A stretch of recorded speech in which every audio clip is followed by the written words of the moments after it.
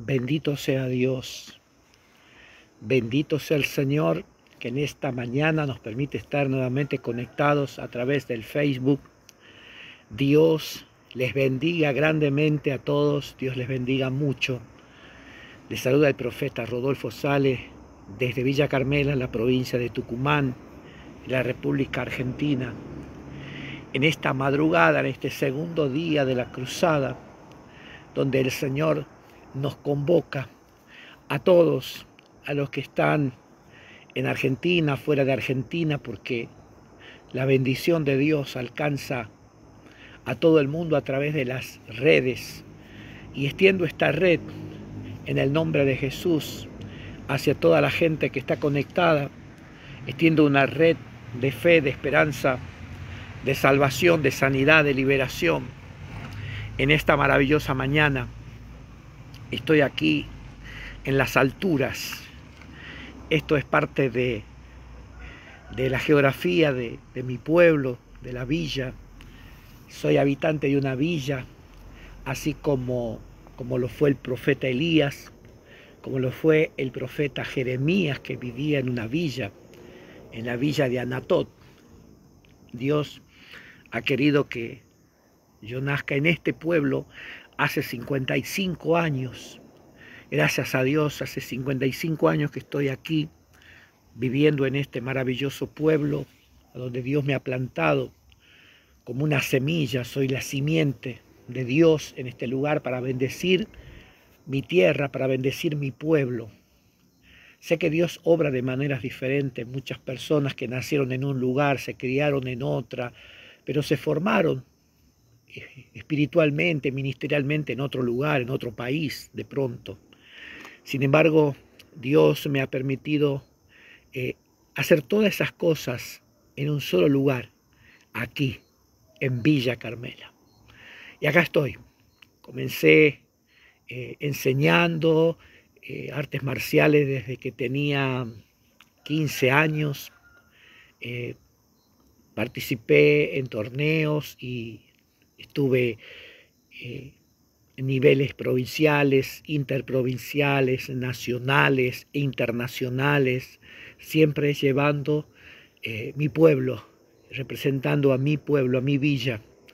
Pero Dios tenía preparado algo mucho más grande, y era llevar Villa Carmela a la presencia de Dios en oración. Cuando Dios nos pone en un lugar, tenemos que hacer lo que dijo el profeta Jeremías cuando les escribió a los cautivos, diciéndoles: oren por el lugar donde ustedes están, porque teniendo paz y prosperidad el lugar donde ustedes están, tendrán paz.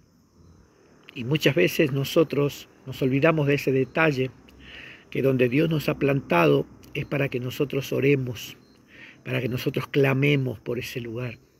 Nuestra oración tiene que ser el oxígeno, tiene que ser la medicina para el lugar donde Dios nos ha plantado. Por eso es tan importante que el hombre de Dios, el que ha sido llamado y escogido, tiene que tener un afecto muy especial por su tierra, por el lugar donde fue plantado por Dios, porque nadie nació por casualidad donde nació, sino que Dios quiso que nazca en ese lugar para que sea una simiente de Dios, para que sea la bendición de ese lugar.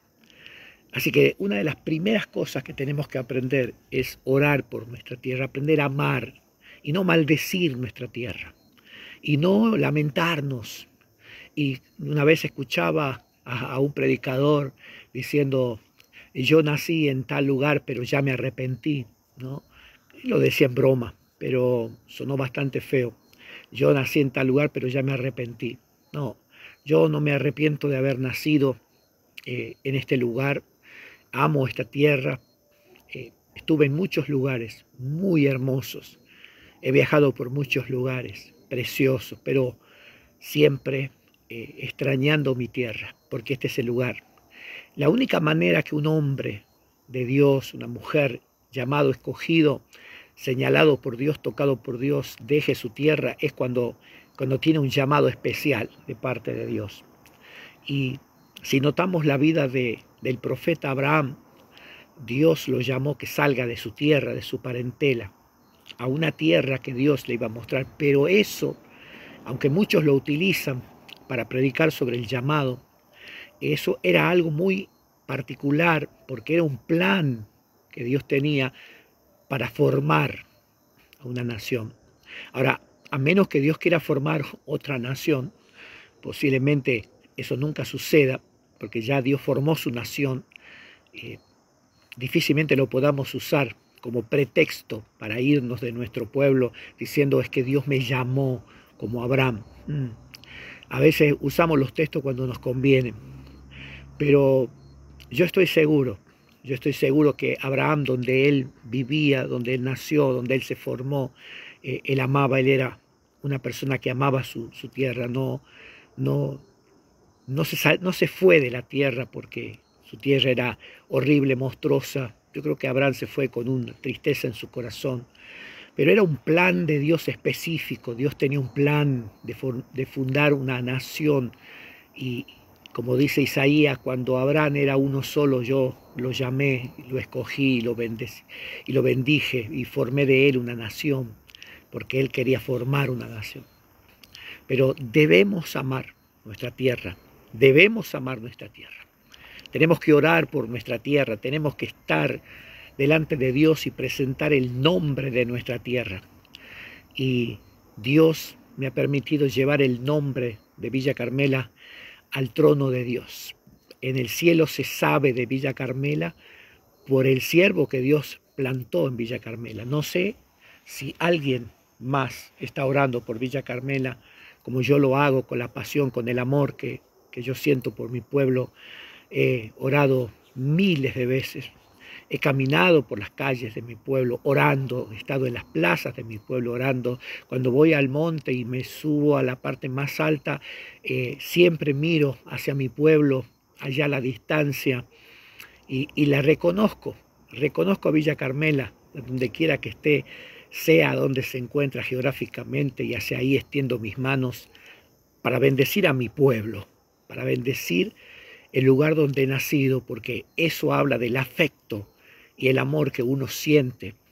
Jesús, el Hijo de Dios, nació y se crió en medio de la esclavitud, en medio del dominio romano, y fue a nacer en Belén porque estaba escrito por los profetas que allí iba a nacer el Mesías, pero se crió en un pueblo, en una villa llamada Nazaret, que era considerado un lugar bastante bajo, despreciable, donde decía de Nazaret puede salir algo bueno, porque se consideraba una villa miseria o un lugar que no era de mucha honra. Pero ¿cómo le llamamos al Señor hoy en día? Jesús de Nazaret. Jesús hizo conocido en el mundo a Nazaret porque todos usamos el término Jesús de Nazaret. Sin embargo, había lugares mucho más hermosos en Israel. A pesar del dominio romano, había lugares como Jerusalén, había lugares especiales, había pueblos muy lindos, aldeas, había otras villas, pero no se hicieron conocidas, no como la villa de Nazaret. ¿Por qué se hizo conocida Nazaret? Por Jesús de Nazaret. Allí estuvo Jesús durante 30 años. Allí salió el Salvador del mundo. Desde allí se dirigió el Jordán. Ahí nació y ahí también se formó los hermanos de Jesús, las hermanas de Jesús, la familia de Jesús, que luego pasarían a ser los discípulos del Señor, los seguidores del Señor, incluida María. Todo se formó en ese lugar de Nazaret. Y fue por causa de Jesús que la villa de Nazaret fue conocida. Si Dios te puso en un lugar, eres allí una atalaya. Di conmigo, soy atalaya, soy centinela. Donde yo me encuentro en esta madrugada, Hace muchos años, tiempo de pandemia creo, yo solía subirme a este lugar. Estoy en el techo de mi casa, estoy a varios metros de altura. El Espíritu Santo es tremendo. Yo le dije, Señor, ¿dónde voy a transmitir? Y el Espíritu me hizo mirar hacia arriba y dije, en el techo. Así que estoy en el techo, ¿sí? Estoy en el techo de mi casa, exactamente en el techo de donde nos reunimos, del galpón, del tinglado, donde hacemos las reuniones. Unos 5 metros de altura. Lo que ustedes están viendo es el frente de donde yo vivo con mi esposa. Estamos en la calle Juan Beterán. Esa calle, esa pared que se ve ahí es la tapia del vecino. Y esa calle se llama Juan Beterán, es una calle que va de norte a sur y de sur a norte. Y yo estoy mirando, digo, hace tanto tiempo que no subo a este lugar. Yo aquí subía en tiempos de pandemia, antes de la pandemia también, subía a hacer videos cortitos, hablando sobre el centinela, sobre el guarda de la ciudad, lo que Dios le habló a Ezequiel diciéndole, yo te he puesto por centinela de mi pueblo para que les adviertas. Hace muchísimo que no subía a hacer una transmisión o un video en este lugar, pero Dios hace su voluntad y yo estoy para hacer la voluntad de Dios, yo estoy para darle el gusto a papá, al Dios que está en el cielo, mi Padre. Y subí acá y miraba, no de noche, la primera transmisión que hago de noche y menos de madrugada, pero subía y solía mirar a mi pueblo en derredor y oraba desde acá, desde el techo de casa. Los hombres de Dios, cuando no tenemos un monte cerca, nos subimos al techo.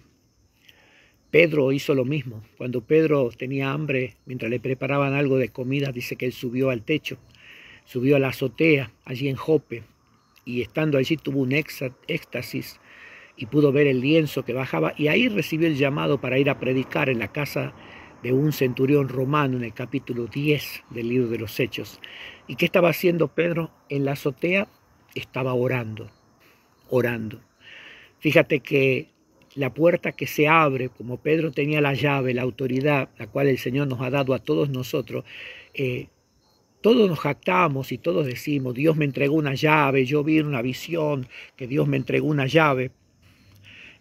Cuando Dios te entrega una llave, quiere decir que Dios te está demandando más oración que nunca. No es para que te jactes, porque tener una llave y no saber dónde meter la llave es totalmente inútil.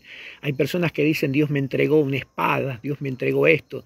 Cuando Dios te entrega algo, tienes que orar sobre eso, porque cuando Dios te entrega algo en la mano, es para que lo uses. Si Dios te entrega una espada, es para que estudies más la palabra, para que leas más la palabra, no es para que digas, ahora el diablo me tiene miedo porque ando con una espada en la mano. El diablo no le tiene miedo a las espadas, le tiene miedo a los que saben usar la espada. El diablo no le tiene miedo a los que tienen llaves, el diablo le tiene miedo al que sabe dónde meter la llave para abrir puertas que el diablo quiere que estén cerradas. Escucha bien, porque acá te estoy hablando sabiduría del cielo, acá te estoy hablando sabiduría de allá, del tercer cielo, del tercer nivel. Muchos dicen, Dios me entregó esto. ¿Qué estás haciendo con eso? ¿Crees que el diablo te tiene miedo a un juego de llaves en tu mano? ¿Con un juego de llaves le vas a tirar al diablo? Si no sabes dónde meter la llave, lo que tiene en la mano es un adorno, es un souvenir. Si no sabes usar la espada, lo que tiene en la mano es un souvenir. Y no vas a ir a pelearle al diablo con un souvenir. Cuando Dios te entrega una llave, como le entregó a Pedro, Pedro subió a la azotea a orar y allí se le enseñó dónde tenía que meter la llave. Y lo hizo a través de la oración. Levántate, Pedro, mata y come. Mata. Y él dijo, Señor, yo nunca he comido comida inmunda.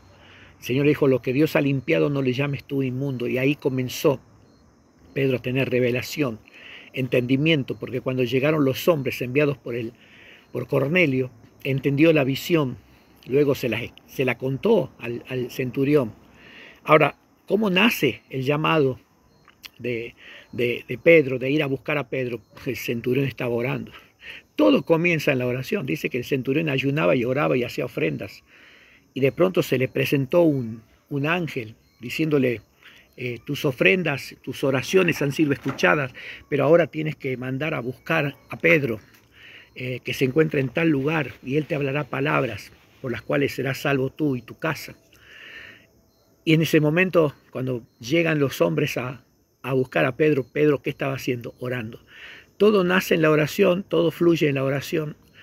Y finalmente termina en la predicación, donde Pedro entra a la casa del centurión y no solamente reciben el Evangelio, la salvación, sino la llenura del Espíritu Santo y el bautismo. Fueron llenos del Espíritu Santo primero y fueron bautizados después en agua. Todo eso sucedió en la oración. Todo nace en la oración. ¿En qué? Anoche hablaba del tema de la oración con respecto a Daniel. Daniel activó la promesa de los 70 años cumplidos de la cautividad orando en el capítulo 9. Luego siguió Esdras, que estaba orando cuando el pueblo vuelve a su tierra, pero comete los mismos pecados que los habían llevado a la cautividad. Y por temor a que todo el mundo regrese de vuelta a tierras lejanas, Esdras ora, haciendo una oración muy parecida a la de Daniel. La oración que salva, la oración que bendice, la oración que confiesa pecado. Y Daniel oró confesando pecado y pidiendo que Dios libere al pueblo ya, porque se habían cumplido los 70 años. Y Esdras oró pidiendo perdón por los pecados que había cometido el pueblo, que los ponía en peligro de que regresen a la cautividad. Todo tiene que ver con la oración. Acá el que no ora no sabe nada de Dios. Acá el que no ora no es ni siquiera hijo de Dios. La persona que ora es una persona que sabe lo que Dios quiere y sabe cómo llevar adelante el ministerio. El ministerio avanza sobre las ruedas de la oración. Y un hombre que no ora no ama su ministerio, no ama la unción que ha recibido. Un hombre que está perdiendo tiempo, una mujer que está perdiendo tiempo haciendo un montón de cosas que no tienen nada que ver con el ministerio, realmente no ha entendido para qué fue llamado. Cuando Pedro fue llamado, él sabía que toda su vida consistía en orar. ¿Qué le dijo cuando de pronto los apóstoles se vieron involucrados en el servicio de las mesas, para servir las mesas a las viudas? Pedro dijo, no podemos nosotros dejar lo que estamos haciendo para servir a las mesas. Busquen a otras personas que se encarguen de eso. Y nosotros persistiremos en el ministerio de la palabra y de la oración. Siempre estuvo involucrada la oración en la vida de los apóstoles. Los apóstoles eran personas de muchísima oración, de altísimo nivel de oración. Cuando Jesús le dijo, serán testigos míos en Jerusalén, en Judea, en Samaria, hasta lo último de la tierra, lo primero que ellos hicieron fue plantarse ahí, en Jerusalén. ¿Y qué estaban haciendo? Estaban todos unánimes juntos. Estaban orando, alabando a Dios. Y vino el poder del Espíritu Santo. Ellos entendieron que donde Dios los plantaba, lo primero que tenían que hacer era unirse en oración, para que Dios traiga salvación. Y comenzó la salvación en Jerusalén porque ahí comenzó la oración. Cuando fueron a Judea, fueron y oraron. Cuando fueron a Samaria, fueron y oraron. Cuando fueron al resto del mundo, fueron y oraron. Por eso Pablo decía, orad sin cesar y orad por mí, porque se me ha abierto puerta grande, eficaz, y son muchos los adversarios. Oren. La oración son las ruedas del ministerio, las ruedas de la iglesia, donde se mueve el carruaje de la iglesia. Muchos dicen que son las ofrendas. La ofrenda del pueblo, dicen que es con lo que la iglesia se mueve. No, la iglesia no se mueve con la plata. La iglesia no se mueve con dólares, ni con pesos argentinos, ni pesos bolivianos. No. La iglesia no se mueve con dinero. Para que la iglesia avance, la iglesia es un organismo espiritual, es un cuerpo. Yo no camino sobre dinero, yo camino sobre mis pies. Los pies de la iglesia son, mejor dicho, pies y rodillas, es la oración. La iglesia se mueve sobre la oración de los santos. La iglesia se mueve sobre la oración. Tu vida, mi vida, debe moverse sobre la oración. No debe depender de nuestro esfuerzo, no debe depender de nuestra sabiduría. Cualquier cosa que emprendas tiene que estar rodando sobre la oración. Las ruedas, la movilidad debe ser la oración. Debes poner siempre a Dios primero. Debes hablar siempre con Dios. Ministro que me estás escuchando, profesor, amigo, amiga, doctor, abogado, cualquiera sea tu profesión, antes de comenzar tu jornada, lleva todo a Dios en oración para que las cosas te vayan bien y sobre todo para que sepas si estás haciendo algo bien o estás haciendo algo mal. A veces hacemos malos negocios, no es porque no sabemos, sino porque no oramos. A veces nos va mal en muchas áreas de nuestra vida, no porque seamos incompetentes o porque el diablo metió la cola, sino porque nosotros no oramos. La oración te da blindaje, la oración te da poder, la oración te da visión, la oración te comunica con Dios que te enseña lo que tienes que hacer para no cometer errores y lamentarte después. Si no quieres lamentarte después, ora primero. Ora primero, porque esa es la clave de la victoria. Bendigo a Melanie, bendigo a Alfredo González. Dios te bendiga, querido Alfredo González, profesor. Ahí tenemos un profesor que tiene una academia de boxeo, de fisicoculturismo, pesas acá en Tucumán. Yo tuve el privilegio de conocerlo hace unos años atrás. Dios bendiga la vida de Alfredo y bendiga su negocio, bendiga su gimnasio, a donde ayuda a muchos chicos y los forma, y los mete en el mundo maravilloso del deporte, que es mejor que estén perdidos en otro tipo de mundo. Dios bendiga. Pero hoy el tema que estoy tratando es la oración antes de cualquier acción. No debes tener ninguna acción sin antes tener oración. Estás en un lugar, yo estoy en Villa Carmela, y yo le he preguntado a Dios muchas veces, ¿sigo con esto, Señor, o termina mi temporada? Y Dios me dijo, continúa. Y yo, mientras Dios me diga continúa, yo continúo. Yo sigo dando clases, sigo preparando chicos, sigo ayudando y a través de ello tengo contacto con la gente para ministrarle la palabra. Muchos de los que vienen aquí a tomar clases son seguidores en todo lo que publico, en todo lo que predico, en todo lo que hago. Saben que su profesor no es solamente un profesor, es un profeta, es un hombre que tiene palabra de Dios constantemente y de esa manera yo los puedo tener cerca para ministrarle palabra de Dios. Pero es tan importante la oración que sin oración no hay crecimiento. La oración, les decía anoche a la gente en la transmisión, que es como el cordón umbilical que tenemos con Dios, con nuestra fuente. Así como un bebé en el periodo de su gestación se alimenta a través del cordón umbilical que se une a su madre, así nosotros estamos unidos a Dios a través de la oración. Si no tenemos oración, entonces estamos a la deriva, porque lo único que nos comunica con Dios es la oración.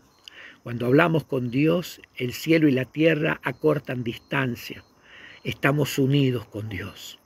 Yo soy un hombre que entendí que la oración es fundamental y voy a decirle algo tremendo en esta madrugada. Aparte de todo lo que les estoy soltando, como dice mi esposa, vos hablas con unos códigos, dice, tenés que tener cuidado porque no todos te podemos entender, pero yo sé que me van a entender.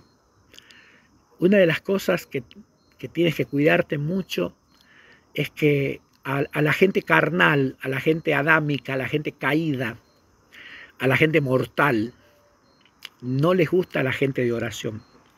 La gente de oración son personas que se aíslan demasiado, participan poco del rodaje de la película de todos los días, participan poco de los eventos, porque el evento más grande que hay para el hombre de oración es la oración. Les cuesta mezclarse, les cuesta salir, y mucha gente lo va a tomar como locos, como antisocial, y los va a rechazar, porque la oración trae aceptación para con Dios, más trae rechazo con los hombres.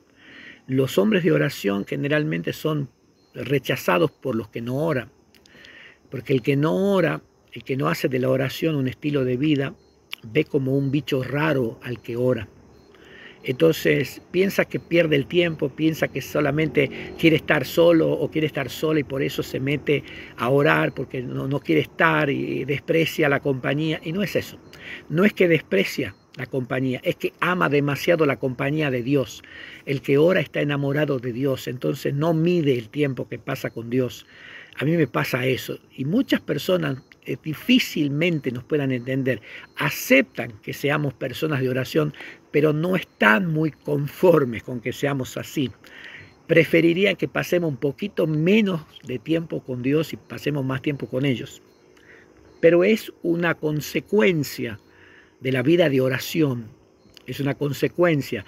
Y muchas personas, muchos de los hijos de Adán, muchos de los pecadores, muchos de los apartados, de los descarriados, de los que no tienen a Dios o de aquellos que consideran que con una oracioncilla por ahí, un rato a la mañana, un rato a la tarde es suficiente y nos miran como que somos extremistas, como que somos fanáticos, van a llegar a pensar incluso mal y hasta se van a querer oponer. Hay gran oposición para la gente de oración y una de las oposiciones es la familia, porque piensa que no queremos estar con la familia y que siempre estamos ahí encerrados, murmurando cosas. Y lo peor de todo es que no pueden escuchar, porque el que sabe orar no se lo escucha. Aunque te pares en la puerta, difícilmente me vas a escuchar. Yo sé cuando tengo que orar en voz alta y sé cuando tengo que orar como Ana, la madre de Samuel, moviendo los labios nada más. Cuando voy al monte me tendrías que escuchar como oro, ¿no? Ahí sí levanto la voz porque estoy en el monte, no me escucha ningún humano. Solo estoy rodeado de la naturaleza y del creador de la naturaleza. Pero a los que oramos nos persiguen y nos consideran como que somos un poco despechados o no tenemos cariño por la familia, no tenemos sentimiento, ¿no? Pasamos demasiado tiempo a solas.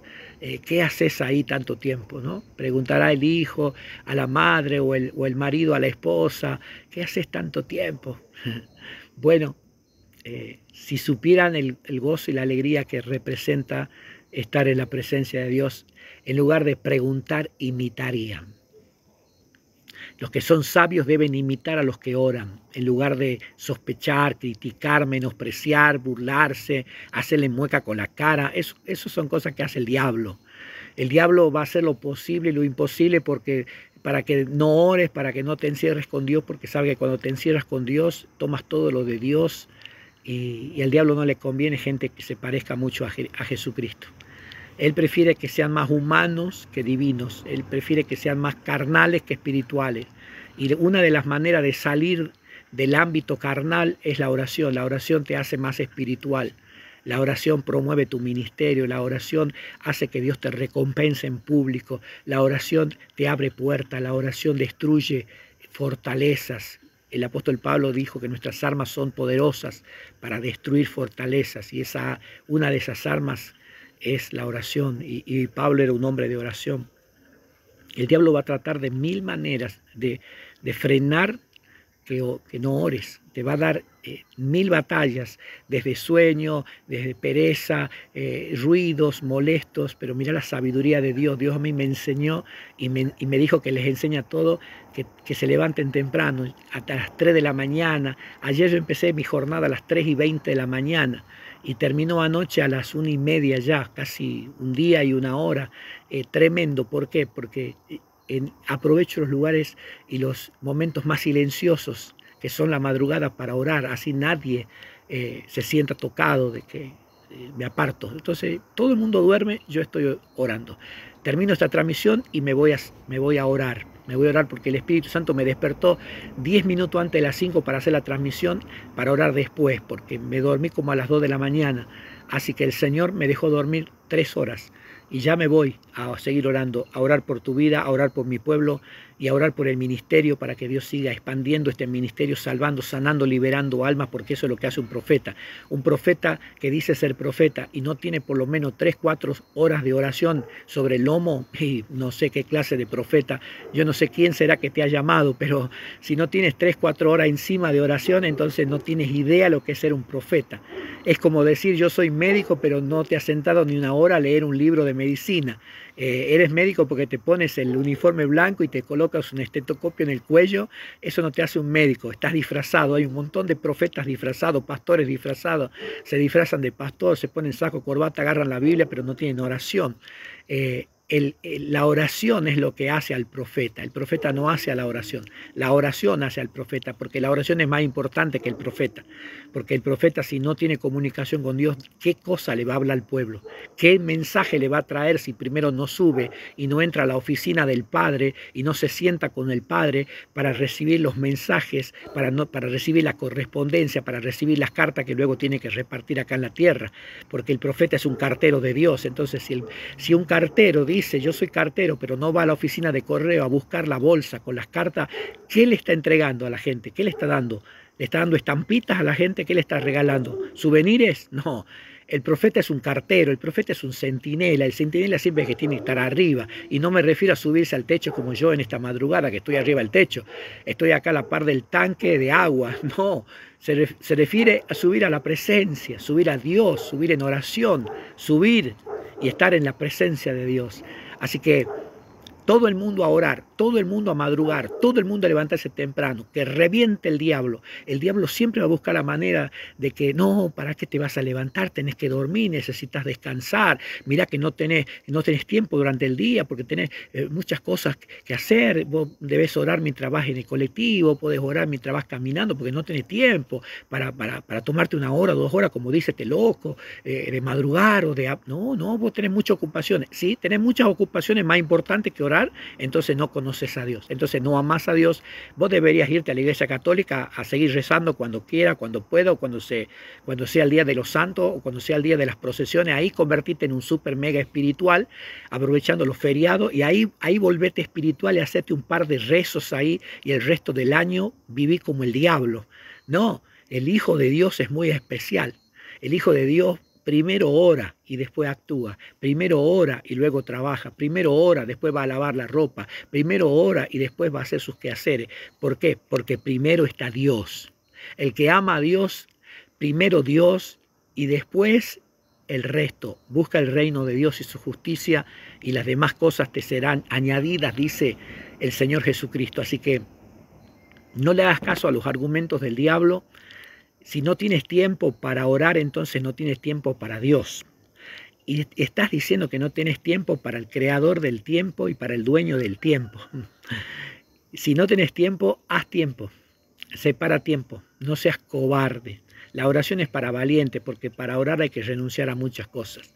Hay que dejar de lado un montón de cosas. Nosotros creemos que porque nos mantenemos moviéndonos estamos haciendo, y no siempre moverse de un lado para otro es hacer. Muchas veces lo que hacemos es perder el tiempo, porque nos pasamos haciendo un montón de cosas que Dios no nos mandó a hacer, y somos como Marta, que perdemos el tiempo haciendo un montón de cosas que Jesús nunca le mandó. Pero María dice que se quedó sentada a los pies del Maestro escuchando la palabra. Tipo de la oración, porque cuando yo oro hablo con Dios y Dios me habla. Por eso después yo hablo en nombre de Dios, por eso hablo con autoridad como profeta. No estoy hablando como un hombre común, estoy hablando como un corresponsal del cielo, soy un vocero del cielo, soy un cartero del cielo. ¿Pero por qué hablo? Porque ya estuve con la autoridad, porque ya estuve con el jefe, por eso puedo hablar con autoridad. Hay mucha gente que se dice profeta, pero nunca está con Dios. Nunca habla con Dios, nunca se toma un tiempo. Imagínate que yo me vaya a la oficina de correo y me acueste a dormir en la oficina de correo y nunca hable. ¿Y qué carta voy a entregar si me la paso durmiendo? Si me la paso limpiando, si me la paso haciendo un montón de cosas menos lo que tengo que hacer. Hablar con el jefe y decirle qué cartas hay para entregar hoy. Eso es lo que hace realmente un profeta. Es meterse en la oficina y estar 1, 2, 3 horas para recibir la palabra, y entonces tengo la autoridad de decir, así dice el Señor. De lo contrario, debería callarme la boca, cantar un par de coritos y sentarme y dejar que los profetas hablen, dejar que los pastores hablen. Un pastor tiene que ir a decir, Señor, ¿cuál es la palabra de alimento para tu rebaño? El maestro tendría que ir y decir, Señor, ¿cuál es la palabra para guiar, para discipular, para instruir a tu rebaño? El apóstol, Señor, ¿cuál es la palabra para fundamentar, para plantar la iglesia? ¿Qué mensaje tengo que llevar? ¿A dónde quieres que vaya? A abrir una nueva puerta, a plantar iglesia, a levantar obispos, ancianos. Un evangelista, Señor, ¿Dónde quieres que vaya hoy a tirar la red? ¿A dónde quieres, Señor, que hable? ¿Dónde quieres? O pon personas en mi camino para que yo les predique el Evangelio. Y un profeta, y hablo como con total autoridad porque yo soy profeta, es, Señor, ¿qué palabras tiene para la iglesia en general? ¿Cuál es la palabra? ¿Qué es lo que el cielo está hablando en este día? Porque si no, sería un falso profeta. ¿Quieres ser profeta? Métete a orar como loco. Métete a orar con fanatismo. Métete a orar con toda la pasión del mundo. Métete con Dios y serás un verdadero profeta de Dios. En esta hermosa mañana, haciendo un paneo, bueno, no se ve muy bien porque todavía está oscuro, pero acá estamos. Esto es Villa Carmela. Este es el techo de mi casa, perdón, estoy re loco. Este es el techo del salón, no se ve bien porque, bueno, está oscuro. Son las 5:30, creo yo, ya estamos terminando. Un paneo de lo que es mi preciosa Villa Carmela. Dios le bendiga. Ahí abajo, ahí donde se ve esa chapita, esa es mi casa. Esa casita ahí estoy señalando con mi mano, ese techo que se ve ahí. Mira cómo brilla mi mano, bendito sea Dios. Me chorrea aceite por todos lados. Esa es mi casa. Y esta es la casa grande donde vivían mis bisabuelos, mis abuelos, y hoy vive mi madre. Y vive mi hijo mayor, Ezequiel Alejandro Sale, de 31 años. Bendito sea Dios. Oro por todos. Padre, yo bendigo a toda la audiencia que ha estado conectado en esta mañana, en este segundo día de la cruzada, con madrugadas con sabor a profecía. Bendigo a todos los que están en vivo y los que van a ver este video, esta transmisión en esta mañana. Unción profética, unción pastoral, unción evangelística, unción de maestría, unción apostólica descienda sobre ellos, unción de servicio y unción para orar venga sobre ellos con poder en el nombre de Jesús. Gracias, Padre Santo. Amén y amén. Dios les bendiga. Les saluda el profeta Rodolfo Sale. Nos encontramos mañana a las 5 de la mañana por esta cuenta de Facebook. Bendiciones.